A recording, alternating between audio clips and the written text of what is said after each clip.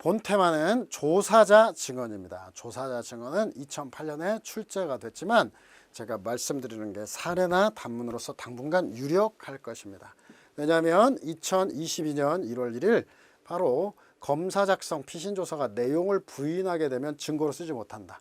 그러면 수사 단계에서 피의자의 진술이 공판정에 전달되는 유일한 방법이 조사자 증언입니다. 그래서 아마 후속 조치로서 조사자 증언과 관련해서는 많은 여러 가지 후속 조치가 이루어질 거고 실무상 활용도가 분명히 늘어날 겁니다.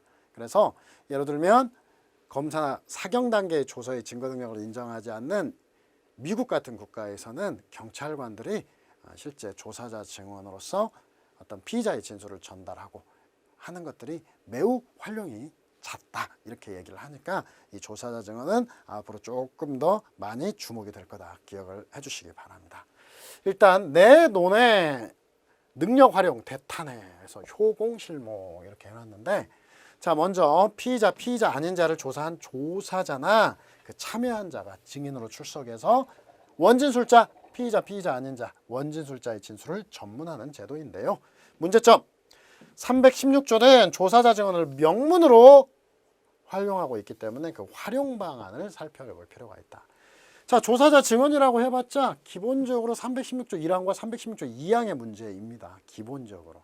그래서 앞뒤가 좀 더 붙죠. 그래서 조사자 증언의 구체적 내용, 논의의 경과에서 국법화에서 조사자 증언의 증거 능력 인정 여부와 관련해서는 긍정설과 부정설이 대립되어 있었고 판례는 위법 수사 예방 장치로 기능하고 있는 사경 작성 피신조서의 입법 취지. 그래서 경찰의 조사자 증언을 일절 불허했다.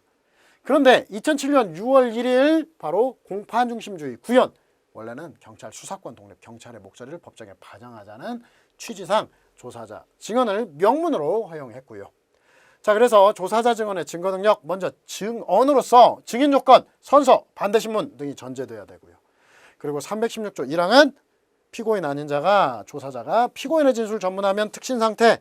316조 2항 피고인 아닌 조사자가 피고인 아닌 타인의 진술을 전문하면 원진술자가 사망질병, 외국거제, 소자불명 그 밖에 이에 준하는 사유로 진술할 수 없고 그 진술이 특히 신빙할 만한 상태에서 이루어진 때 하나여 특신 상태가 증명된 경우에 하나여 증거로 쓸 수가 있겠죠.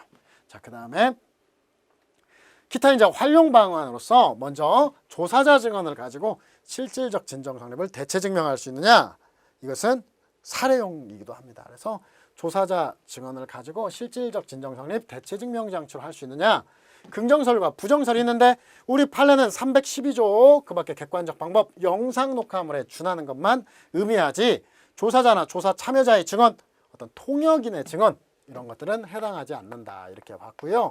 생각건데 312조 사항 소정에 그 밖에 객관적 방법은 영상 녹화물 그 밖에 객관적 방법 영상 녹화물과 같이 기계적 객관적 장치만을 의미한다. 그래서 주관적 기억에 의존하는 증언은 포함되지 않는다고 보고요.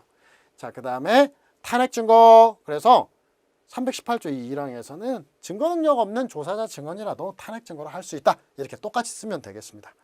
그 다음에 조사 증언의 효용성으로는 먼저 서류가 아니라 구술로 싸우는 거니까 일단 법관이 공판장에서 조사자의 표정 등을 관찰해서 정확성을 음미할 수 있다. 직접 심리주의, 공판 중심주의에 기여하고 그 다음에 부인 사건에서 조사자 증언을 통해서 그걸 가지고 피의자의 진술이 증거 능력이 인정된다. 그래서 실체 진실 발견에 기여를 해주고요.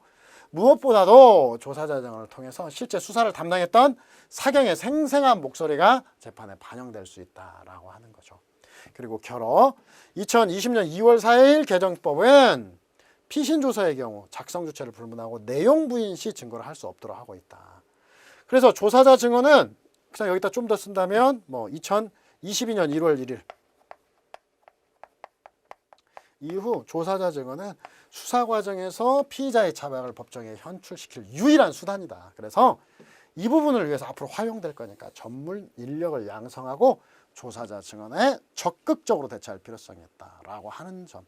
그리고 여러분들이 이에 대해서도 문제점이 있으면 부과해 주시면 아주 좋은 답안이 될 겁니다. 그래서 조사자 증언은 2008년에 출시됐지만 시의성이 매우 높은 단문이라는 것 꼭 기억을 해 주시기 바랍니다.